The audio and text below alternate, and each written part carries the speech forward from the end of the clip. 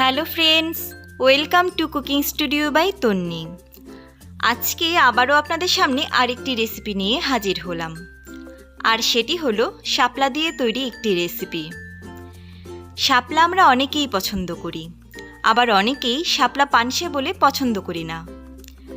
আজকে আমি যেভাবে শাপলা রান্না করে দেখাবো, সেটা যারা শাপলা খেতে পছন্দ করেন তারা তো বটেই, আর যারা পছন্দ করেন না তারাও এই রান্নার প্রেমে পড়ে যাবেন আর বারবার এটি খেতে চাইবেন। চলুন দেখে নেই কীভাবে এই মজাদার রান্নাটি করা যায়। আর হ্যাঁ, রেসিপিটি ভালো লাগলে লাইক দিন, শেয়ার করুন এবং চ্যানেলটি সাবস্ক্রাইব করে পাশে থাকুন। প্রথমে আমি শাপলাগুলো আঁশ ছাড়িয়ে এইভাবে টুকরো করে ধুয়ে নিয়েছি। এবার আধা চা চামচ লবণ দিয়ে শাপলাগুলো মেখে নেব। মাখা হয়ে গেলে 10 মিনিটের জন্য রেখে দেব। এবার চুলায় একটি প্যান বসিয়ে তাতে তেল গরম হতে দেব। তেল গরম হলে পরে 300 গ্রামের মতো পরিষ্কার করে ধুয়ে রাখা চিংড়ি মাছ দিয়ে দেব।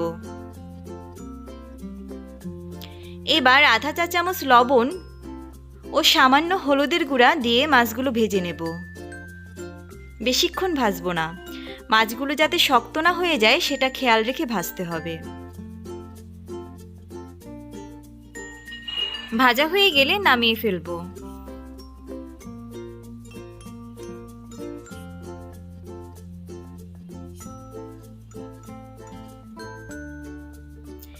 এইবার এই তেলেই সামান্য কালো জিরা ফোড়ন দিয়ে দেব।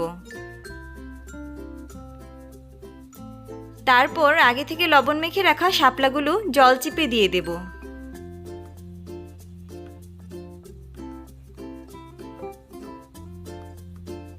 এখন পরিমাণ মতো লবণ দিয়ে দেব।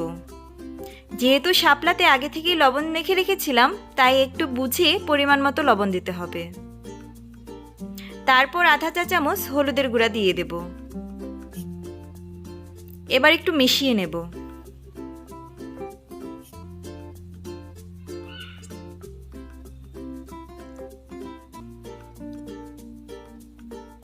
এখন কিছুক্ষণ নেড়েচেড়ে শাপলাগুলো সিদ্ধ করে নেব।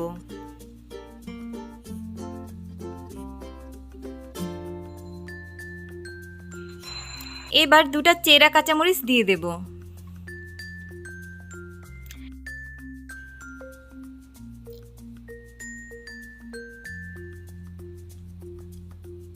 শাপলাগুলো নরম হয়ে গেলে 2 চা চামচ সর্ষে বাটা দিয়ে দেব। আমি সর্ষে বাটার সময় সামান্য লবণ ও একটা কাঁচামরিচ দিয়ে দিয়েছিলাম। এবার সর্ষে বাটা মিশিয়ে নেব।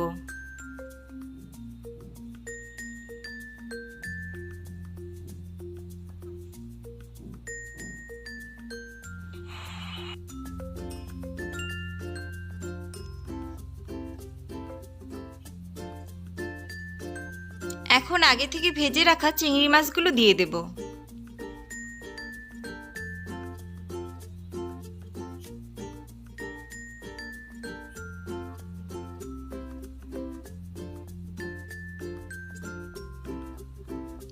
এখন সামান্য চিনি দিয়ে দেব, তাহলে শাপলার যে পানসে ভাবটা থাকে ওটা আর থাকবে না। এবার নেড়েচেড়ে ভালোভাবে ভেজে নেব।